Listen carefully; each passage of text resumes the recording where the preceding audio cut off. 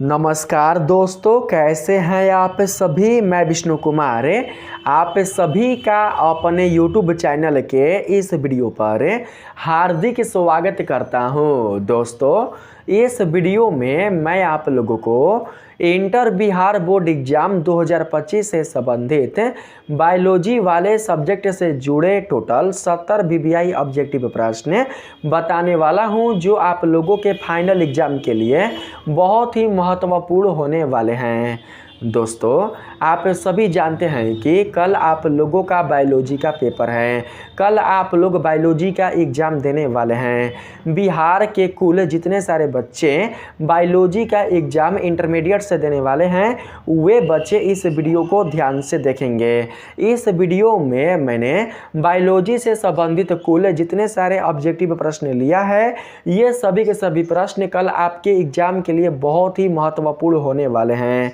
आप लोग इस वीडियो को बिल्कुल भी दोस्तों नहीं छोड़िएगा, बिल्कुल भी किसी प्रश्न को आप लोग नहीं छोड़िएगा। हर एक प्रश्न को अच्छे से समझिएगा और उसके जो उत्तर हैं आप लोग उसे ज़रूर से याद कर लीजिएगा। अगर किसी प्रश्न का उत्तर याद है तब तो ठीक है, अगर किसी प्रश्न का उत्तर याद नहीं है तो आप लोग ज़रूर से याद कर लीजिएगा। आपके पास समय बिल्कुल भी नहीं है, आपके पास समय अब बिल्कुल भी नहीं है दोस्तों, क्योंकि कल ही आप लोगों का एग्ज़ाम है। कल ही आप लोग बायोलॉजी का फाइनल एग्ज़ाम देने वाले हैं, इसलिए अपना पूरा फोकस अभी फ़िलहाल बायोलॉजी सब्जेक्ट पर ही दीजिए। बायोलॉजी को इतना अच्छे तरीके से पढ़िए कि आप लोगों का बायोलॉजी का जो एग्ज़ाम है वो ख़राब ना जा सके, बहुत ही अच्छा जाए, बहुत ही आप लोग उसमें अच्छा करें, बहुत ही आप लोग अच्छे से उस एग्ज़ाम को देकर आएँ। यहाँ पर दोस्तों मैं आप लोगों को 70 क्वेश्चन कराऊंगा, आप लोग यहाँ पर ध्यान से समझिएगा, ठीक है। चलिए बिना देर किए शुरू करते हैं अपने आज के इस वीडियो क्लासेज को। यहाँ पर पहला सवाल है, निम्नलिखित में से कौन कोलेस्ट्रॉल के संश्लेषण को रोकता है। आप लोगों को बताना है दोस्तों कि निम्नलिखित में से कौन कोलेस्ट्रॉल के संश्लेषण को रोकता है। यहाँ पर आप लोग बताइए कि पहला का राइट ऑप्शन क्या होगा।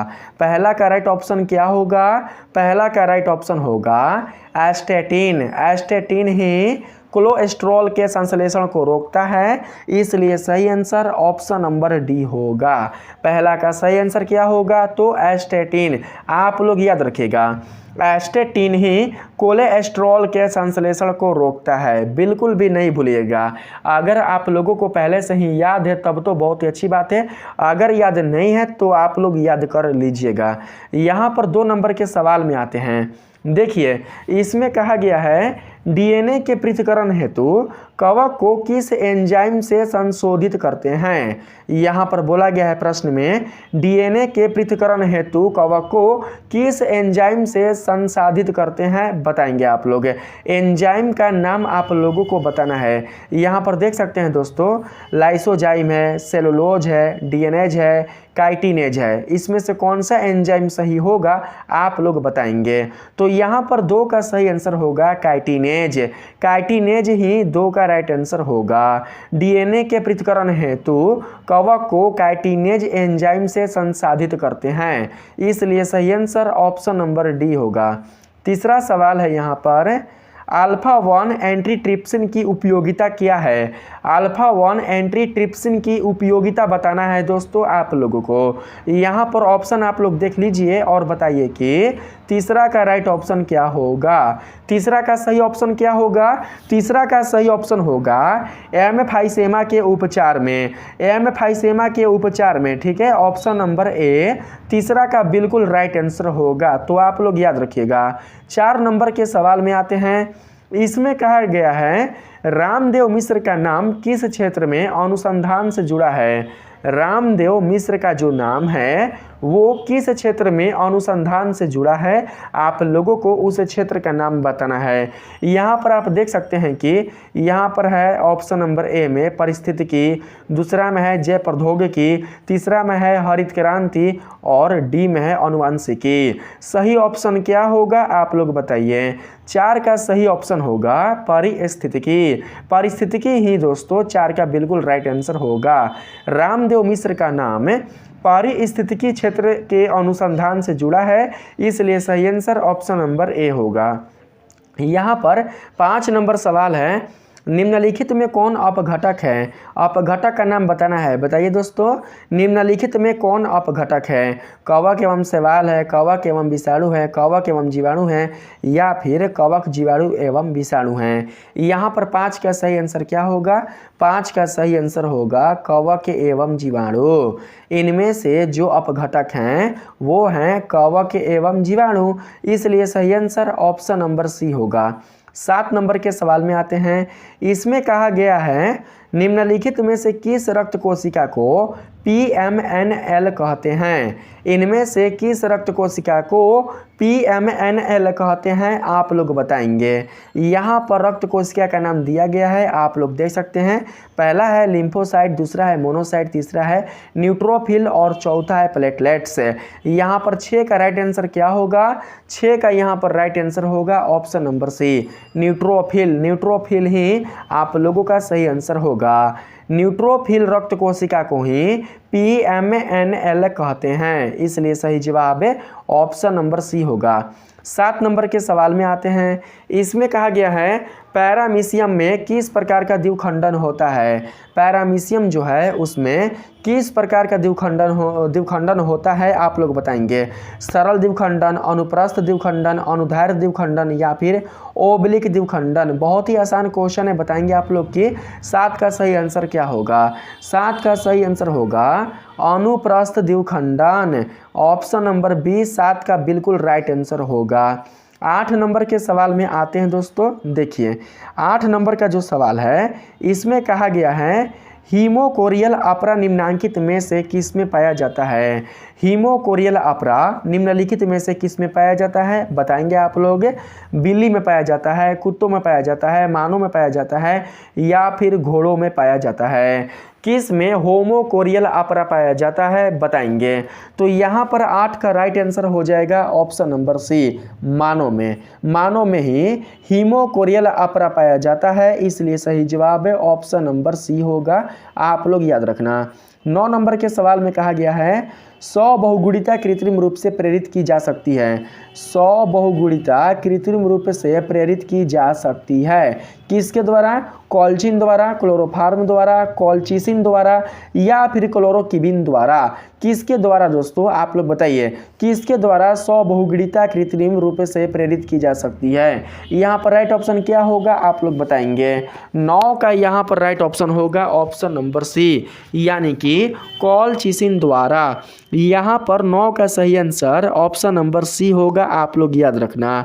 10 नंबर के सवाल में आते हैं।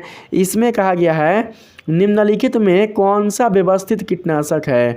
निम्नलिखित में कौन सा व्यवस्थित कीटनाशक है, बताएंगे। एंड्रिन है, फुराडेन है, मेलेथियन है, या फिर पैरिथिनियन है? यहाँ पर 10 का सही आंसर क्या होगा? 10 का यहाँ पर सही आंसर फुराडेन होगा, फुराडेन। आप लोग फुराडेन याद रखिएगा, ऑप्शन नंबर बी बिल्कुल सही जवाब होगा। 11 नंबर के सवाल में है, रक्त में प्रतिरक्षी किनके द्वारा स्रावित होते हैं? रक्त में प्रतिरक्षी किनके द्वारा स्रावित होते हैं दोस्तों, आप लोग बताइए। रक्त में प्रतिरक्षी किनके द्वारा स्रावित होते हैं? 11 का सही आंसर क्या होगा, आप लोग बताएंगे। 11 का सही आंसर होगा आपका ऑप्शन नंबर सी, लिम्फोसाइट्स। रक्त में प्रतिरक्षी लिम्फोसाइट्स के द्वारा स्रावित होते हैं, इसलिए सही आंसर ऑप्शन नंबर सी होगा। 12 नंबर के सवाल में आते हैं। देखिए 12 नंबर का सवाल है, आनुवांशिकता संशोधित फसलों का उत्पादन किया जाता है। बताएंगे कि किसके द्वारा आनुवांशिकता संशोधित फसलों का उत्पादन किया जा सकता है? किसके द्वारा? सूक्ष्म प्रजनन द्वारा, पार प्रजनन द्वारा, पुनर्योग DNA प्रौद्योगिकी द्वारा, या फिर कायिक संकरण द्वारा? किसके द्वारा, आप लोग बताएंगे। तो 12 का यहाँ पर सही आंसर हो जाएगा पुनर्योगज DNA प्रौद्योगिकी द्वारा। सही आंसर ऑप्शन नंबर सी होगा, आप लोग याद रखिएगा। 13 नंबर के सवाल में आते हैं। इसमें देखिए बोला गया है निम्नलिखित में से कौन सा समस्यात्मक जलीय जंगली घास है। निम्नलिखित में से कौन सा समस्यात्मक जलीय जंगली घास है बताएंगे आप लोग। 13 का राइट आंसर क्या होगा? 13 का राइट आंसर होगा जलकुंभी। जलकुंभी ही दोस्तों जलीय जंगली घास है, इसलिए सही आंसर ऑप्शन नंबर ए होगा। ठीक है, जलकुंभी पौधा आप लोग याद रखिएगा। 14 नंबर के सवाल में आते हैं। इसमें कहा गया है बाह्य स्थानीय संरक्षण का उदाहरण है। बाह्य स्थानीय संरक्षण का उदाहरण कौन है? बीज बैंक है, राष्ट्रीय उद्यान है, पवित्र उपवन है या फिर जंतु उद्यान है। 14 का सही आंसर क्या है? 14 का सही आंसर ऑप्शन नंबर ए है, यानी कि बीज बैंक। बीज बैंक ही बाह्य स्थानीय संरक्षण का उदाहरण है, इसलिए सही आंसर ऑप्शन नंबर ए होगा। 15 नंबर के अगर हम सवाल में चलें तो इसमें कहा गया है सूक्ष्म प्रजनन में क्या संभव है। सूक्ष्म प्रजनन में लैंगिक प्रजनन संभव है, लैंगिक प्रजनन संभव है या फिर ये दोनों प्रजनन ही संभव हैं, आप लोग बताएंगे। 15 का सही आंसर क्या होगा? 15 का सही आंसर होगा अलैंगिक प्रजनन। सूक्ष्म प्रजनन में अलैंगिक प्रजनन संभव है, इसलिए सही आंसर ऑप्शन नंबर ए होगा। 16 नंबर सवाल है स्तनधारी के शुक्राणु के मध्य भाग में क्या पाया जाता है। स्तनधारी के शुक्राणु के मध्य भाग में क्या पाया जाता है बताएंगे। मध्य भाग में केंद्रक पाया जाता है, रसधानी पाया जाता है, माइटोकॉन्ड्रिया पाया जाता है या फिर सेंट्रियोल पाया जाता है। क्या पाया जाता है बताएंगे। तो 16 का सही आंसर होगा माइटोकॉन्ड्रिया। स्तनधारी के शुक्राणु के मध्य भाग में माइटोकॉन्ड्रिया पाया जाता है, इसलिए सही आंसर ऑप्शन नंबर सी होगा। माइटोकॉन्ड्रिया क्या है? माइटोकॉन्ड्रिया एक कोशिकांग है। यहाँ पर 17 नंबर के सवाल में आने का प्रयास करते हैं। 17 नंबर के सवाल में कहा गया है मनुष्य के युग्मकों में गुणसूत्रों की संख्या कितनी होती है। मनुष्य के युग्मकों में गुणसूत्रों की संख्या आप लोगों को बतानी है। तो दोस्तों यहाँ पर तो सही आंसर आप लोग बता सकते हैं कि क्या हो सकता है। सही आंसर होगा 23। 23 होती है युग्मकों की संख्या। कौन से युग्मक? तो गुणसूत्र वाले, याद रखिएगा। ऑप्शन नंबर बी 17 का राइट आंसर होगा। यहाँ पर बात करते हैं 18 नंबर के सवाल में। इसमें आप लोगों से पूछा गया है इनमें से कौन कायिक प्रवर्धन नहीं है। इनमें से कौन कायिक प्रवर्धन नहीं है आप लोग बताएंगे। प्रकंद होगा, चूपक होगा, शाखा होगा या फिर जल बीजाणु होगा। यहाँ पर सही आंसर क्या होगा? तो दोस्तों 18 के लिए जो सही आंसर होगा वो हो जाएगा यहाँ पर ऑप्शन नंबर डी, यानी कि यहाँ पर दोस्तों आप लोगों का right answer option number D 18 का राइट होगा। ठीक है, आप लोग याद रखिएगा। 19 नंबर के सवाल में आते हैं। इसमें कहा गया है इनमें से कौन सा फल कूट फल है। इनमें से कौन सा फल कूट फल है बताएंगे आप लोग। इनमें से कौन सा फल कूट फल है दोस्तों। तो 19 का सही आंसर हो जाएगा ऑप्शन नंबर डी, सेब ना। सेब जो है वो एक फल कूट फल है, इसलिए right answer option number D होगा। सेब एक ऐसा फल है जो कि कूट फल के नाम से जाना जाता है, तो सही आंसर ऑप्शन नंबर डी होगा, याद रखिएगा। 20 नंबर के सवाल में है निम्न में से कौन एकलिंगी है। एकलिंगी कौन है? सरसों है, गुड़हल है, पपीता है, कौन है आप लोग बताएंगे। 20 का सही आंसर हो जाएगा ऑप्शन नंबर सी, यानी कि पपीता। निम्नलिखित में से एकलिंगी पपीता है, इसलिए right answer option number C होगा। 21 नंबर के सवाल में कहा गया है एंटोमोफिली नामक परागण किसके द्वारा होता है। एंटोमोफिली नामक परागण किसके द्वारा होता है? चिड़िया के द्वारा, चमगादड़ के द्वारा, हवा के द्वारा या फिर कीड़ा के द्वारा। 21 का राइट आंसर क्या होगा? 21 का राइट आंसर हो जाएगा ऑप्शन नंबर डी, कीड़ा के द्वारा। ऑप्शन नंबर डी बिल्कुल राइट आंसर होगा। 22 नंबर के सवाल में चलने का प्रयास करते हैं। यहाँ पर 22 नंबर प्रश्न में कहा गया है प्रत्येक पादप कोशिका से पूर्ण पौधा बन सकता है, इस गुण को कहते हैं। प्रत्येक पादप कोशिका से पूर्ण पौधा बन सकता है, इस गुण को क्या कहते हैं बताएंगे। क्लोनिंग कहते हैं, सोमा क्लोनल कहते हैं हैं, टोटीपोटेनी कहते हैं, या फिर इनमें से सभी। यहाँ पर राइट आंसर क्या होगा आप लोग बताएंगे। टोटीपोटेंसी है दोस्तों, यहाँ पर मेरा स्क्रीन फूटा है, दिखाई नहीं दे रहा है। टोटीपोटेंसी राइट होगा, ठीक है। बताएंगे 22 का सही आंसर। 22 का सही आंसर हो जाएगा ऑप्शन नंबर सी, टोटीपोटेंसी। देखिए यही निकल ही गया, ऑप्शन नंबर सी ये निकल गया। ऑप्शन नंबर सी बिल्कुल सही आंसर होगा, ठीक है। प्रत्येक पादप कोशिका से पूर्ण पौधा बन सकता है, इस गुण को कहा जाता है टोटीपोटेंसी। 23 नंबर के सवाल में आते हैं। इसमें कहा गया है निषेचन क्या है, बताइए तो निषेचन क्या है। निषेचन अंडा तथा नर न्यूक्लियस का संयोजन है, अंड तथा सेकेंडरी न्यूक्लियस का संयोजन है, अंडा तथा सिनर्जी का संयोजन है, या फिर इनमें से कोई नहीं। 23 का सही आंसर क्या होगा। 23 का सही आंसर होगा अंडा तथा नर न्यूक्लियस का संयोजन, ऑप्शन नंबर ए 23 का बिल्कुल राइट आंसर होगा। 24 नंबर के सवाल में आते हैं। 24 नंबर के सवाल में कहा गया है इनमें से कौन जंतु कोशिका में नहीं पाया जाता है। इनमें से कौन जंतु कोशिका में नहीं पाया जाता है। यहाँ पर जंतु हो गया है, तंतु बोलना चाहिए था। इनमें से कौन तंतु कोशिका में नहीं पाया जाता है, क्योंकि ये सभी कोशिका के ही भाग हैं, ठीक है। यहाँ पर दोस्तों जानते हैं सही आंसर क्या होगा 24 का। 24 का सही आंसर होगा क्लोरोप्लास्ट। क्लोरोप्लास्ट ही 24 का राइट आंसर होगा। क्लोरोप्लास्ट बिल्कुल भी कोशिका में नहीं पाया जाता है। किस कोशिका में, तो जंतु कोशिका में, ठीक है। अगर हम बात करें पादप कोशिका का, तो पादप कोशिका में क्लोरोप्लास्ट पाए जाते हैं। तो सही आंसर ऑप्शन नंबर ए होगा, क्लोरोप्लास्ट में, ठीक है। क्लोरोप्लास्ट जंतु कोशिका में नहीं पाए जाते हैं। 25 नंबर के सवाल में आते हैं। इसमें कहा गया है इनमें से कौन पौधा जलोदभिद है। जलोदभिद पौधा कौन है बताएंगे। तो यहाँ पर 25 का सही आंसर हो जाएगा सिंघाड़ा, ठीक है। सिंघाड़ा एक ऐसा पौधा है जो कि जल में उगता है, इसलिए जलोदभिद पौधा सिंघाड़ा होगा। ऑप्शन नंबर ए राइट आंसर होगा। यहाँ पर 26 नंबर के सवाल में आते हैं। कहा गया है किस जनन परत से रक्त तथा परिवहन तंत्र का उद्भव होता है। किस जनन परत से रक्त तथा परिवहन तंत्र का उद्भव होता है बताएंगे आप लोग। 26 का सही आंसर क्या होगा। 26 का सही आंसर होगा मीजोरम। मीजोरम ही सही आंसर होगा। आप लोग ऑप्शन नंबर बी को याद रखिएगा, ठीक है। यहाँ पर 27 नंबर के सवाल में आते हैं। इसमें कहा गया है निम्नांकित में कौन द्विगुणित संरचना है।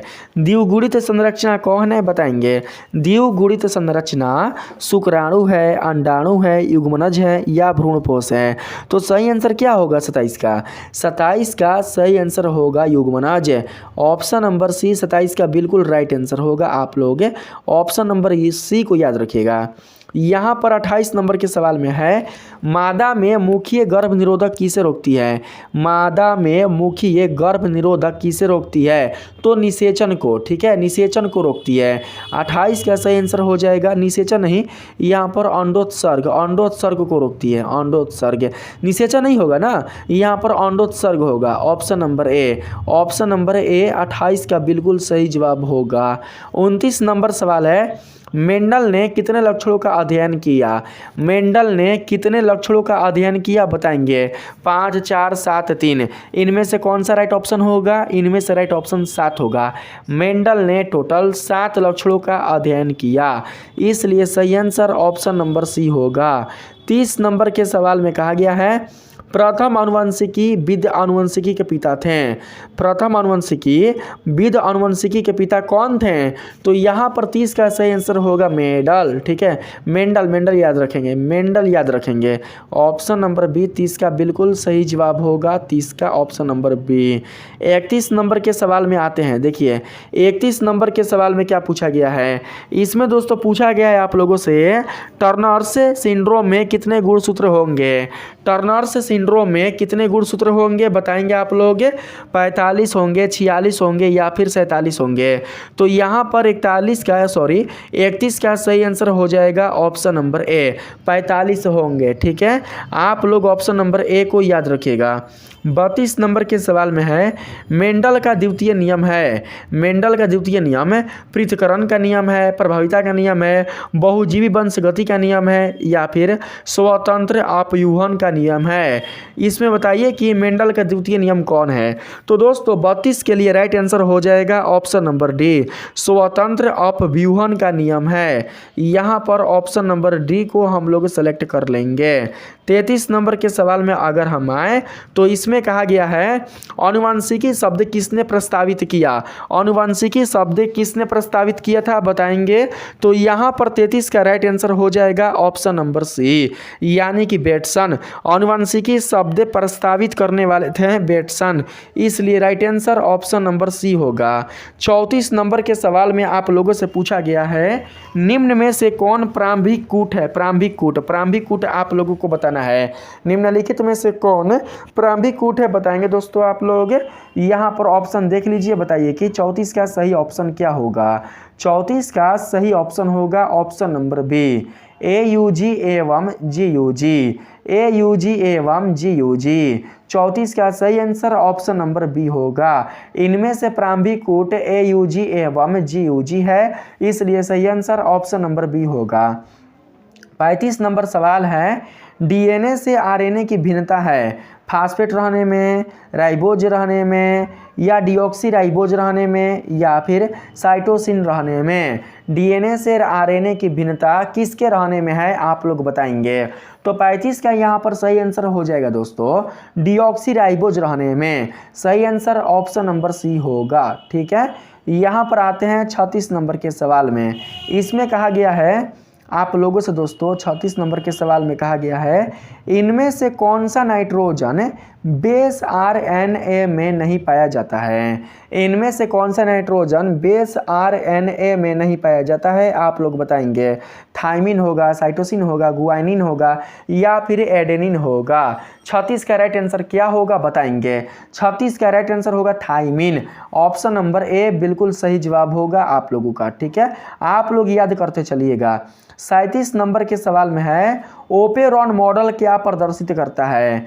ओपेरॉन मॉडल क्या प्रदर्शित करता है आप लोग बताइए। जीन का सिंथेसिस, या फिर जीन का एक्सप्रेशन, या फिर जीन का रेगुलेशन, या फिर जीन का फंक्शन। इसमें 37 का राइट आंसर क्या होगा। 37 का राइट आंसर हो जाएगा जीन का रेगुलेशन। 37 का सही आंसर ऑप्शन नंबर सी होगा। ऑप्शन नंबर सी को याद रखेंगे। 38 नंबर सवाल में पूछा गया है, इनमें से कौन सा नाइट्रोजिनस बेस DNA में नहीं होता है। निम्नलिखित में से कौन सा नाइट्रोजिनस बेस DNA में नहीं होता है आप लोग बताइए। थाइमिन, यूरासिल, गुआनिन, या साइटोसिन। कौन सा राइट ऑप्शन होगा दोस्तों बताएंगे। तो यहाँ पर देखिए 38 का सही ऑप्शन हो जाएगा uracil. Uracil option number B ही 38 का बिल्कुल राइट आंसर होगा। 39 नंबर के सवाल में कहा गया है, सैटेलाइट DNA निम्नांकित में किसका एक उपयोगी साधन है। किसका एक उपयोगी साधन है सैटेलाइट DNA, यही आप लोगों को बताना है। तो 39 का सही आंसर हो जाएगा ऑप्शन नंबर सी, जीन प्रौद्योगिकी का। जीन प्रौद्योगिकी का ही सैटेलाइट DNA एक उपयोगी साधन है, इसलिए सही जवाब ऑप्शन नंबर सी होगा। 40 नंबर के सवाल में कहा गया है, जैव रिएक्टर अनुकूलतम परिस्थिति में क्या निर्माण करता है। जैव रिएक्टर अनुकूलतम परिस्थिति में क्या निर्माण करता है। अनुकूलतम है। जैव रिएक्टर अनुकूलतम परिस्थिति में क्या निर्माण करता है। उत्पादक, जीव, माध्यम, या ये सभी। 40 का सही आंसर क्या होगा। 40 का सही आंसर होगा दोस्तों ये सभी, यानी कि उत्पादक, जीव, माध्यम, ये तीनों ही राइट ऑप्शन हो जाएंगे। तो हमारा यहाँ पर ऑप्शन नंबर डी भी राइट हो जाएगा, क्योंकि ये सभी। ठीक है, चलिए 41 नंबर के हम लोग सवाल में आने का दोस्तों यहाँ पर प्रयास करते हैं। यहाँ पर थोड़ा सा मैं यहाँ पर छोटा कर लेता हूँ। हाँ, यहाँ पर 41 नंबर के सवाल में है, पक्षियों, देखिए सुनिएगा, पक्षियों तथा तितली का डैना कैसा अंग है। पक्षियों तथा तितली का डैना कैसा अंग है बताएंगे। पक्षियों तथा तितली का जो डैना है दोस्तों, वो एक प्रकार का असमजात अंग है। समजात अंग बिल्कुल भी नहीं है। 41 का सही आंसर ऑप्शन नंबर डी होगा। 42 नंबर के सवाल में कहा गया है, आधुनिक मानव का वैज्ञानिक नाम क्या है? आधुनिक मानव का वैज्ञानिक नाम आप सभी को पता होगा कि दोस्तों क्या है? होमो सेपियंस ना। आधुनिक मानव का वैज्ञानिक नाम होमो सेपियंस है, इसलिए सही आंसर ऑप्शन नंबर डी होगा। यहाँ पर 43 नंबर के अगर हम सवाल में चलें तो इसमें कहा गया है इनमें से पर्श विषाणु कौन है? इनमें से पर्श विषाणु कौन है आप लोग बताएंगे। तो 43 का यहाँ पर सही आंसर ऑप्शन नंबर ए होगा, ह्यूमन इम्यूनो डिफेंसी वायरस है। ह्यूमन इम्यूनो डिफेंसी वायरस ही 43 का राइट आंसर होगा। तो सही आंसर ऑप्शन नंबर ए को याद रखेंगे। 44 नंबर के क्वेश्चन में कहा गया है एलिफेंटेरिस का कारक है। एलिफेंटेरिस का कारक कौन है? यहाँ पर एस्केरिस होगा, टिनिया होगा, बुचेरेरिया होगा या एंट अमीबा होगा। कौन होगा बताएंगे। 44 का सही आंसर, 44 का सही आंसर होगा ऑप्शन नंबर सी, बुचेरेरिया। बुचेरेरिया ही एलिफेंटेरिस का कारक है, इसलिए सही आंसर ऑप्शन नंबर सी होगा। 45 नंबर के सवाल में है यौन संचारित रोग है। यौन संचारित रोग है, टाइफाइड है, टीबी है, खसरा है या फिर गोनेरिया है। कौन है बताएंगे आप लोग। 45 का सही आंसर क्या होगा? 45 का सही आंसर हो जाएगा गोनेरिया। ऑप्शन नंबर सही होगा सी, ठीक है, ऑप्शन नंबर सी राइट होगा। कौन सा ऑप्शन? तो दोस्तों गोनोरिया, गोनोरिया, ठीक है, गोनोरिया। ऑप्शन नंबर सी सही जवाब होगा। यौन संचारित रोग गोनोरिया है, इसलिए सही जवाब ऑप्शन नंबर सी होगा। यहाँ पर 46 नंबर के सवाल में पूछा गया है विषाणु किससे बनता है? विषाणु प्रोटीन से बनता है, प्रोटीन तथा न्यूक्लिक अम्ल से बनता है, लिपिड तथा प्रोटीन से बनता है या फिर डीएनए एवं आरएनए से बनता है। किससे बनता है विषाणु आप लोग बताएंगे। विषाणु किससे बनता है? विषाणु जो है दोस्तों वो बनता है प्रोटीन तथा न्यूक्लिक अम्ल से। 46 का सही आंसर ऑप्शन नंबर बी होगा, प्रोटीन तथा न्यूक्लिक अम्ल, ठीक है। यहाँ पर 47 नंबर के सवाल में आते हैं। पूछा गया है बुचेरेरिया ब्रैकोफाटाई मनुष्य में फाइलेरेसिस उत्पन्न करता है, यह समूह से संबंधित है। बुचेरेरिया ब्रैकोफाटाई मनुष्य में फाइलेरियासिस उत्पन्न करता है, यह समूह किससे संबंधित है? प्रोटोजोआ से, जीवाणु से, विषाणु से या फिर हेलिमंथ से? किससे बताएंगे आप लोग। तो यहाँ पर दोस्तों 47 का सही आंसर हो जाएगा हेलिम्थ, हेलिम्थ होगा, हेलिम्थ, हेलिम्थ से, ठीक है, helminth. Option number D right answer होगा, हेलिम्थ। यहाँ पर 48 नंबर के सवाल में आते हैं। कहा गया है अत्यधिक मात्रा में एल्कोहल के सेवन से कौन सा अंग सर्वाधिक प्रभावित होता है? अत्यधिक मात्रा में एल्कोहल के सेवन से कौन सा अंग सर्वाधिक प्रभावित होता है बताएंगे। फेफड़ा होता है, यकृत होता है, आंत होता है या फिर पलिया होता है। तो यहाँ पर 48 का सही आंसर हो जाएगा ऑप्शन नंबर बी, यानी कि यकृत। यकृत ही 48 का बिल्कुल राइट आंसर होगा। 49 नंबर के सवाल में है मनुष्य में प्लाज्मोडियम की संक्रमण अवस्था क्या होती है? मनुष्य में प्लाज्मोडियम की संक्रमण अवस्था क्या होती है बताइए। बताइए दोस्तों, यहाँ पर 49 का सही आंसर क्या होगा? सपारोज्वाइट होगा, मिरोज्वाइट होगा, क्रिप्टोज्वाइट होगा या इनमें से कोई नहीं। तो 49 का यहाँ पर सही आंसर हो जाएगा ऑप्शन नंबर ए, सोप्रोज्वाइट। सोप्रोज्वाइट ही सही जवाब होगा, ऑप्शन नंबर ए। यहाँ पर 50 नंबर के सवाल में कहा गया है निम्नांकित में कौन कैंसर कोशिकाएं हैं? कैंसर कोशिकाएं इसमें से कौन है बताएंगे। इसमें से कैंसर कोशिकाएं कौन है? इसमें से कैंसर जो कोशिकाएं हैं वो है हेला कोशिकाएं। तो सही आंसर ऑप्शन नंबर बी होगा, हेला कोशिकाएं, बी को याद रखिएगा। 51 नंबर के सवाल में है कौन सा अंग एरिथ्रोसाइट्स की जलाशय के रूप में जाना जाता है? ऐसा वह कौन सा अंग है जो कि एरिथ्रोसाइट्स की जलाशय के रूप में जाना जाता है? ब्रिक होगा, हृदय होगा, स्प्लीन होगा, इनमें से सभी। तो दोस्तों यहाँ पर 51 के लिए राइट आंसर हमारे पास हो जाएगा स्प्लीन, ऑप्शन नंबर सी बिल्कुल आप लोग याद रखिएगा। यहाँ पर बढ़ते हैं 52 नंबर के दोस्तों हम लोग क्वेश्चन में, ठीक है। 52 नंबर के प्रश्न में देखिए क्या पूछा गया है। हवा के वेग को किस यंत्र द्वारा मापा जाता है? हवा के वेग को किस यंत्र के द्वारा मापा जाता है बताएंगे। हवा के वेग को मापने वाले यंत्र को क्या कहा जाता है? हवा के वेग को मापने वाले यंत्र को कहा जाता है एनीमोमीटर। क्या कहा जाता है? एनीमोमीटर। सही आंसर ऑप्शन नंबर ए होगा। यहाँ पर 53 नंबर के सवाल में है, मानव जनसंख्या का अध्ययन कहलाता है। मानव जनसंख्या का अध्ययन क्या कहलाता है? मानव जनसंख्या का अध्ययन डेमोग्राफी कहलाता है। डेमोग्राफी। सही आंसर ऑप्शन नंबर बी होगा। यहाँ पर 54 नंबर के सवाल में पूछा गया है, पौधे जो चट्टानों पर उगते हैं क्या कहलाते हैं? पौधे जो चट्टानों पर उगते हैं उन्हें क्या कहा जाता है? चट्टानों पर उगने वाले पौधे को क्या कहा जाता है बताएंगे। ऑक्सेलोफाइट कहा जाता है, लिथोफाइट कहा जाता है, एरियोफाइट कहा जाता है या फिर हेलोफाइट कहा जाता है। 54 का सही आंसर हो जाएगा ऑप्शन नंबर बी, लिथियोफाइट। लिथियोफाइट कहा जाता है।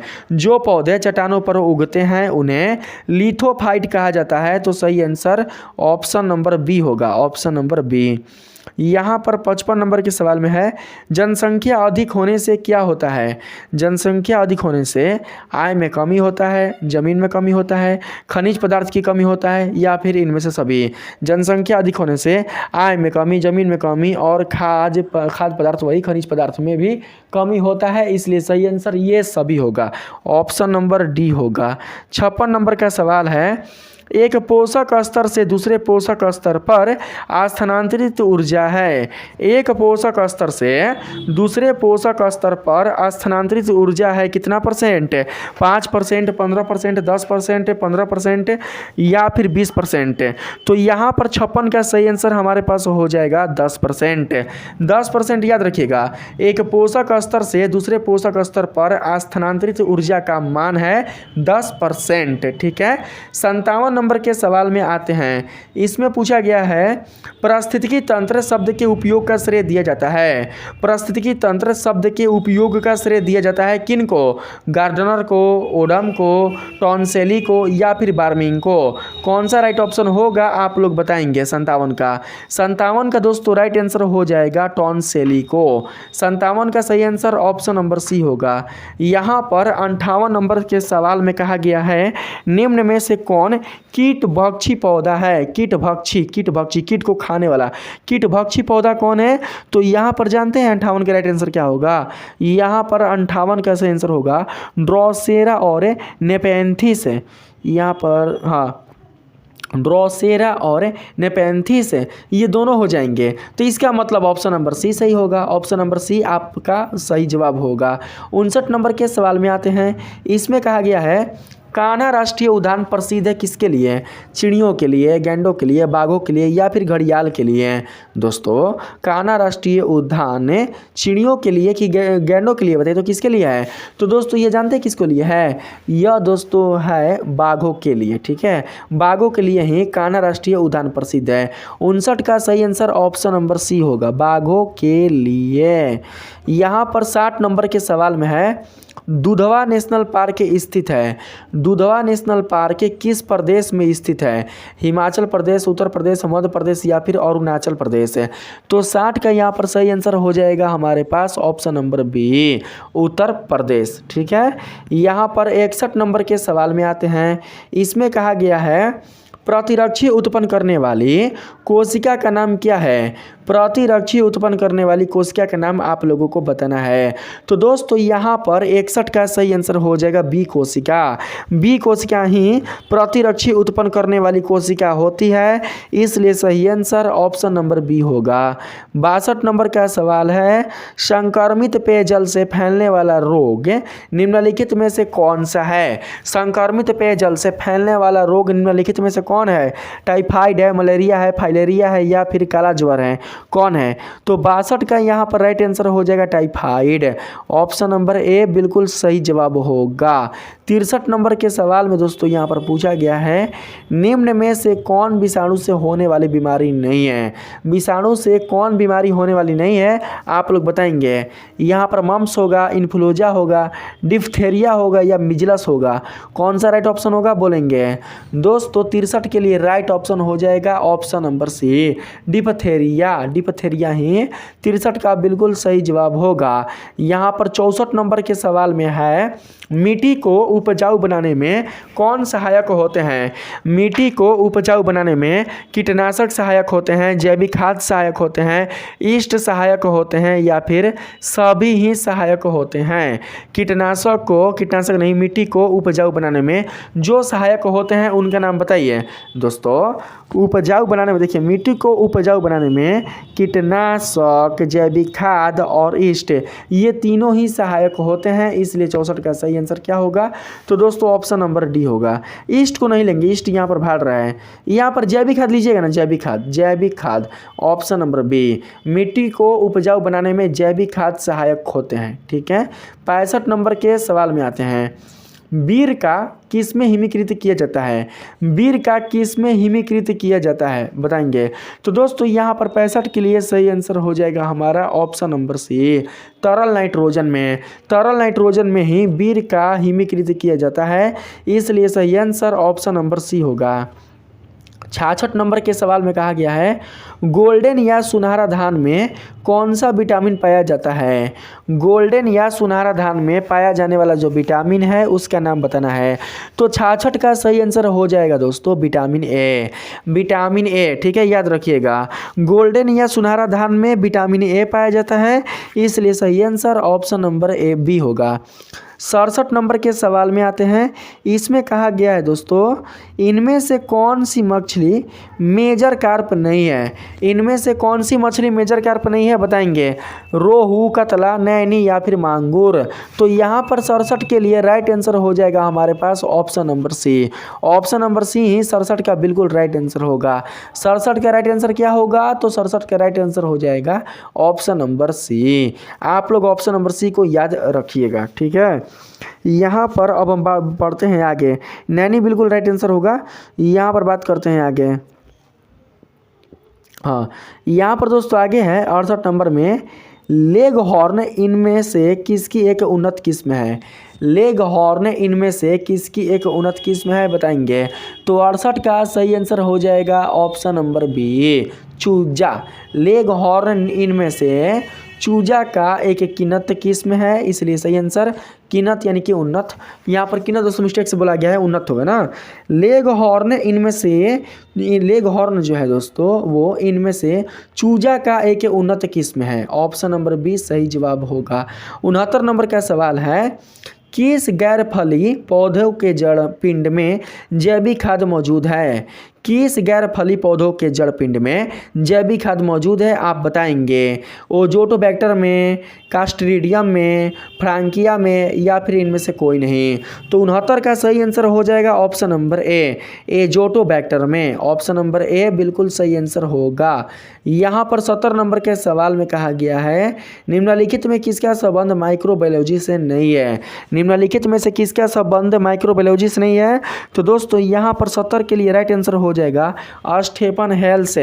स्टेफन हेल्स का ही माइक्रोबायोलॉजी से संबंध नहीं है, इसलिए सही आंसर ऑप्शन नंबर सी होगा। दोस्तों इस वीडियो में मैंने आपका जो बायोलॉजी वाला सब्जेक्ट है उससे संबंधित 70 बीबीआई ऑब्जेक्टिव प्रश्नों का सलूशन करा दिया है। अब मैं आप लोगों को फिर एक अगले वीडियो में 70 ऑब्जेक्टिव प्रश्नों का एक दोस्तों बायोलॉजी सेट लेकर आ रहा हूँ। ठीक है, अगर यह वीडियो आप लोगों को अच्छा लगा है, इस वीडियो के माध्यम से अगर दोस्तों आपको हेल्प मिला है आपके फाइनल एग्जाम के लिए, तो आप लोग इस वीडियो को शेयर करना नहीं भूलिएगा। वीडियो पर नए हैं तो आप लोग बिल्कुल भी वीडियो को सब्सक्राइब किए हुए नहीं जाइएगा। मिलते हैं फिर से एक नए वीडियो के साथ, तब तक के लिए धन्यवाद।